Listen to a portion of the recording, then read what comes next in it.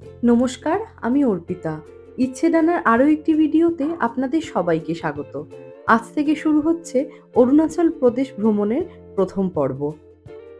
এই ভিডিওতে রয়েছে 8 নাইটস 9 ডেজের Guwahati to Guwahati Arunachal tour itinerary, EILP বানানোর প্রসেস আর একটি ট্যুর বাজেট। তাই ভিডিওটি স্কিপ না করে পুরোটা দেখার অনুরোধ করলাম।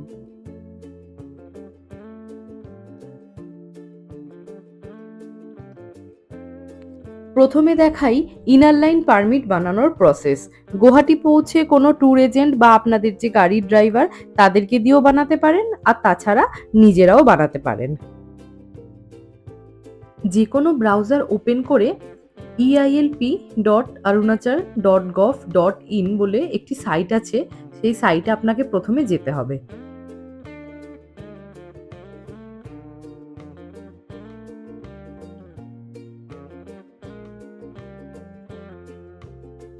এই যে খুলে গেছে ইআইএলপি সাইট। এখানে গিয়েই আপনাকে এই ট্যুরিস্ট আইএলপিতে ক্লিক করতে হবে।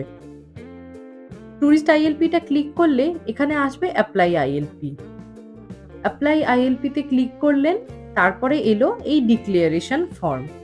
এটাকে ভালো করে পড়ে এখানে অ্যাগ্রি করলে আপনার কাছ থেকে আপনার 10 ডিজিটের মোবাইল নাম্বারটা চাইবে।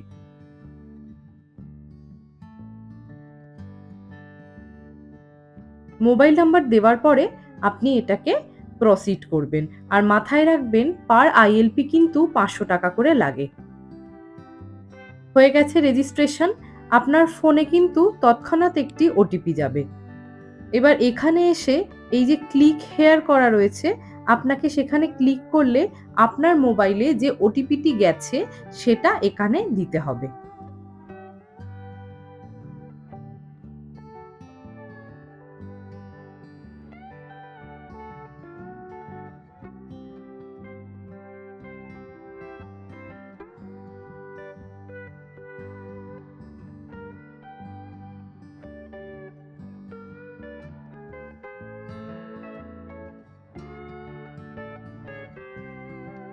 হয়ে গেছে আপনার ফোন নাম্বার ভেরিফিকেশন আর তার সাথে সাথে রেজিস্ট্রেশন।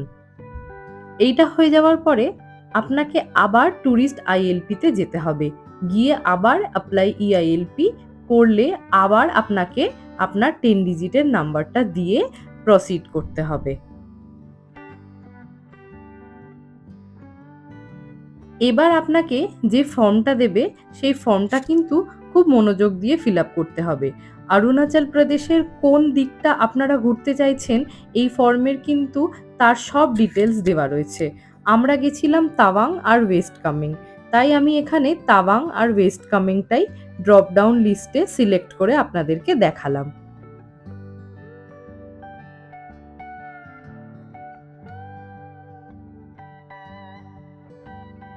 এই দেখুন, যেই আমি লিস্টটা খুলেছি এখানে অরুণাচল প্রদেশের বিভিন্ন ডিস্ট্রিক্টের নাম আপনাকে দিয়ে দিয়েছে। এবার আপনি ঠিক কোন ডিস্ট্রিক্টটায় ভিজিট করতে চাইছেন সেটা কিন্তু আপনার এই আইএলপি ফর্মে দিতে হবে। আমরা গেছিলাম তাওয়াং আর ওয়েস্ট কামেং ডিস্ট্রিক্টে, তাই আমি তাওয়াং আর ওয়েস্ট কামেং ডিস্ট্রিক্ট দিয়েই আপনাদেরকে এটা দেখাচ্ছি। এটা হয়ে যাওয়ার পরে আপনাদেরকে ডেট অফ অ্যারাইভেলটা দিতে হবে। আপনি যখনই ডেট অফ অ্যারাইভেল দেবেন এখানে কিন্তু ওরা নিজে থেকেই ক্যালকুলেট করে একটা 14 ডেজ বাদে একটি ডেট অফ ডিপার্চার আপনাকে বসিয়ে দেবে। মাথায় রাখবেন আপনি যখনই আইএলপি করবেন, আপনি অরুণাচল প্রদেশে 2 দিনের জন্য যান ঘুরতে বা 5 দিনের জন্য যান বা 10 দিনের জন্য যান না কেন, আইএলপি কিন্তু আপনাকে সবসময় 14 দিনের জন্যই করাতে হবে।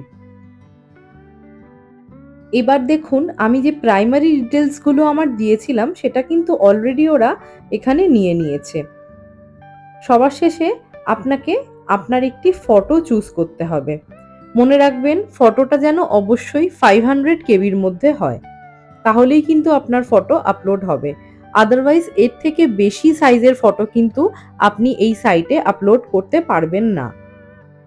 ফটো আপলোড করা হয়ে গেলে নিচে যে ডিক্লারেশন ফর্মটা রয়েছে এই ডিক্লারেশনে গিয়ে আপনাকে রাইট করে সেভ অ্যান্ড কন্টিনিউ করলেই কিন্তু আপনার আইএলপিটা তৈরি হয়ে যাবে। রেডি হয়ে গেছে আমার EILP। এবার হলো পেমেন্ট করার ব্যাপার। এখানে এই যে নীল রঙের যে বাটনটা দেওয়া রয়েছে, সেই বাটনে গেলেই কিন্তু আপনাকে পেমেন্টের জন্য গুগল পে, ফোনপে বা নেট ব্যাংকিং এর অপশন চাইবে। সেখানে আপনি আপনার ডিটেলস দিয়ে পেমেন্টটা সাকসেসফুল করলেই কিন্তু আপনার EILP পুরোপুরি তৈরি হয়ে যাবে। এখানে আমি ডামি দেখালাম বলে আর এই অপশনটা করলাম না। আইটিনারিটা একবার ঝটপট করে দেখিয়ে দিলাম। Welcome to the land of rising sun.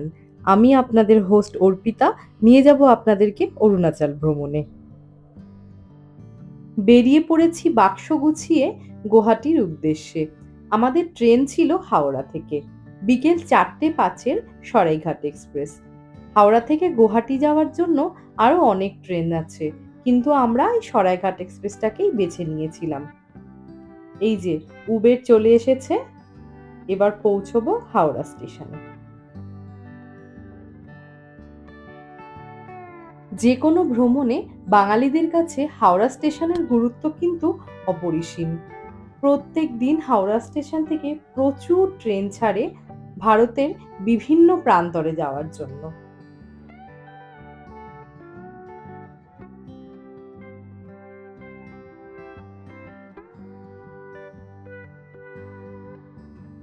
নম্বর প্ল্যাটফর্মে অ্যানাউন্স করা হয়েছিল আমাদের ট্রেন, সেই মতো আমরা পৌঁছে যাই নম্বর প্ল্যাটফর্মে।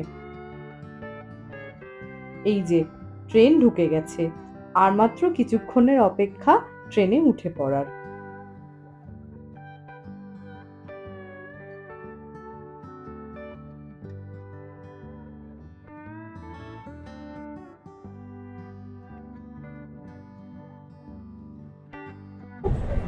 পৌঁছে গেছি আমরা হাওড়া স্টেশনে।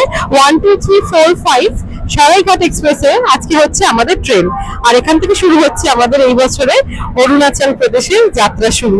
সঙ্গে থাকবেন এন্ড স্টে টিউন।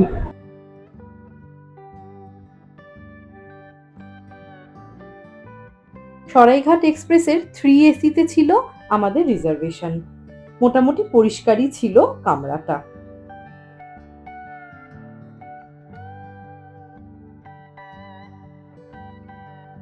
বসে পড়েছি রাত্রে ডিনার করতে। ট্রেনের মধ্যে দুলতে দুলতে খেতে কিন্তু বেশ ভালো লাগে। আর এই খাবার আমরা বাড়ি থেকেই বানিয়ে নিয়ে গেছিলাম, কারণ ট্রেনের IRCTC-র খাবার একদম ভালো লাগে না। প্রায় কাছাকাছি চলে এসেছি আমরা গুয়াহাটি স্টেশনে, আর এখন ট্রেন পেরোচ্ছে ব্রহ্মপুত্র ব্রিজ। বেশ অনেকক্ষণই সময় লাগে। ট্রেন কিন্তু আমাদেরকে একদম এক্স্যাক্ট টাইমেই গুয়াহাটি স্টেশন পৌঁছে দিয়েছিল। গুয়াহাটি স্টেশনের কাছেই রয়েছে পল্টন বাজার, যেখানে বেশিরভাগ টুরিস্টরা থাকেন, কিন্তু আমরা ছিলাম গুয়াহাটিরই বামুনি ময়দান বর্ণাচল এরিয়ার একটি হোটেল ব্লুম ভিলাতে। একদিনের গুয়াহাটি ট্যুরের একটি ভিডিও আমার চ্যানেলে আপলোড করা রয়েছে, ডেসক্রিপশন বক্সে আমি লিংক দিয়ে দেবো। সবাইকে ভিডিওটি দেখার অনুরোধ জানালাম। চলে এসেছে আমাদের গাড়ি, যে গাড়িটি পুরো অরুণাচল ট্যুরে আমাদের সাথে ছিল। বেরিয়ে পড়েছি ভালুকপংয়ের উদ্দেশ্যে।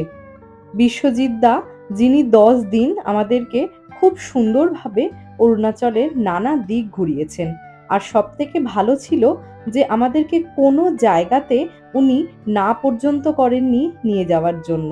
যত রাত্রির হোক বা যেখানেই হোক না কেন, যখনই বলেছি নিয়ে যেতে তখনই নিয়ে গেছেন। এত ড্রাইভারের সাথে এত ট্যুর আমরা করেছি, কিন্তু এই দাদার মতন ড্রাইভার আমরা সত্যি এর আগে কখনো পাইনি। এই যে ব্রিজটা দিয়ে যাচ্ছি, এই রাস্তার ওপারে হচ্ছে মেঘালয় আর এই পারে হচ্ছে আসাম। আমরা নেমেছি এখন হোটেলে সকালবেলার ব্রেকফাস্ট করতে যাব বলে। চলো যে কোনো একটাতে ঢোকো। নাকি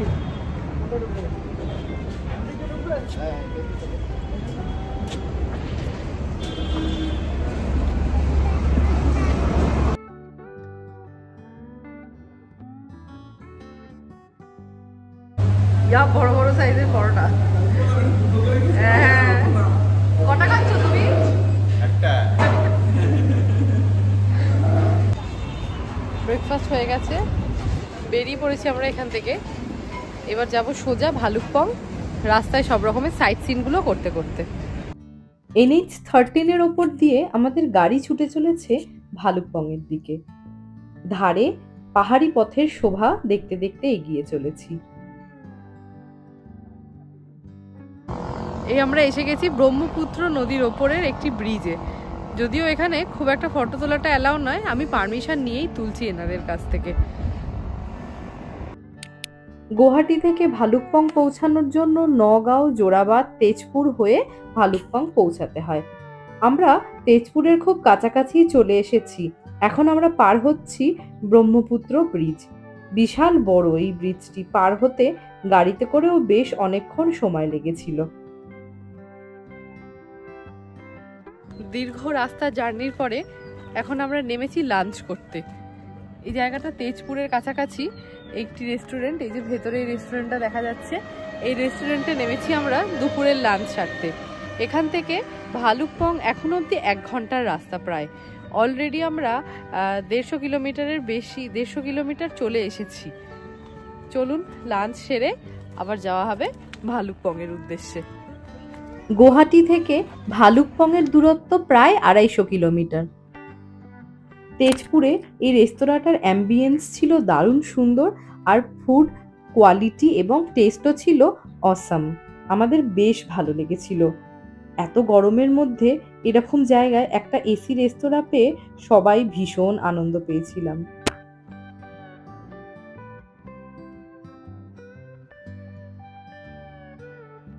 দুপুরের খাওয়া দাওয়া সেরে আবার গাড়ি ছুটে চলেছে আসামের চা বাগান বেগে ভালুকপংয়ের উদ্দেশ্যে। পড়ন্ত বিকাল, ডুবন্ত সূর্যের আলোর ছটা চারিপাশের পরিবেশে এক অপরূপ মায়াবী রূপ দান করেছিল। আমার মনে হয় যে কোনো জায়গায় যাওয়ার জন্য এই যে পথশোভা তা কিন্তু অপরূপ লাগে। তাই হয়তো গানের কলিতে রয়েছে সফর খুবসুরত হে মঞ্জিল সে ভি। ওয়েস্ট কামেং জেলায় অবস্থিত ভালুকপং হল ভারতের অরুণাচল প্রদেশের পশ্চিম কামেং জেলার হিমালয়ের দক্ষিণ প্রান্তে অবস্থিত একটি ছোট্ট শহর, যেখান থেকে শুরু হচ্ছে পাহাড়ি পথ। এটি তেজপুর জেলা থেকে 52 কিলোমিটার দূরে এবং কামেং নদীর তীরে অবস্থিত। এখানে যেতে গেলে আপনার পড়বে নামেরি টাইগার রিজার্ভ, যেখানে রয়েছে বাঘের রিজার্ভেশন। আর এখানে চলতে গেলে পথের ধারে আপনি দেখতে পাবেন আপনার গাড়ির স্পিড বেঁধে দেওয়া রয়েছে, কোথাও 20 কিলোমিটার বেগে, আবার কোথাও 40 কিলোমিটার বেগে। ভালুকপং যখন আমরা পৌঁছেছিলাম তখন বেশ সন্ধে হয়ে গেছিল, তাই কামেং নদীর যে ভিডিওটি এখানে রয়েছে সেটি কিন্তু একটু অন্ধকারাচ্ছন্ন।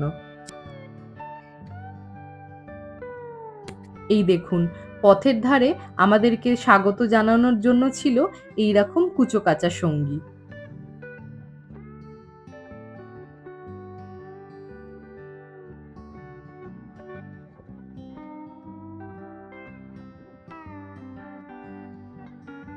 অপরূপ সুন্দর কামেং রিভার ভালুকপংয়ে। তখন সন্ধে নেমে আসছিল, তাই একটু অন্ধকারাচ্ছন্ন ছিল। পৌঁছে গেছি ভালুকপং চেকপোস্টের সামনে। এই চেকপোস্টেই কিন্তু আপনার ILP প্রথমবারের মতন চেক করা হবে। ভালুকপং বাজার থেকে আমাদের হোটেলটা একটু দূরে ছিল। আমাদের হোটেলটির নাম ছিল ভালুকপংয়ে হোটেল SDC। এর পরের পর্বে এই হোটেল সংক্রান্ত যাবতীয় তথ্য আমি দেব। এইবার আসি ট্যুর বাজেট প্রসঙ্গে। পার ডে আমাদের হোটেল খরচা পড়েছিল 1500 টাকা করে, পার ডে গাড়ি নিয়েছিল 5000 করে, আর পার ডে খাওয়ার খরচা পড়েছিল প্রায় 500 থেকে 800 টাকা। ওখানে ফুডিং একটু এক্সপেন্সিভ। আমরা কিন্তু কোনো ট্যুর এজেন্টের সাথে যাইনি, খালি একটি গাড়ির ড্রাইভারের নাম্বার জোগাড় করে তাকে অ্যাডভান্স করে গেছিলাম, আর বাদবাকি সব on the spot hotel booking করেছি। আজকের ভিডিও এতটুকুনি। ভালো লেগে থাকলে অবশ্যই লাইক, শেয়ার আর কমেন্ট করে দেবেন। আপনাদের এক একটি কমেন্ট আমাকে উৎসাহ দেয় এরকম অনেক ভিডিও বানানোর জন্য। দেখা হচ্ছে পরের পর্বে।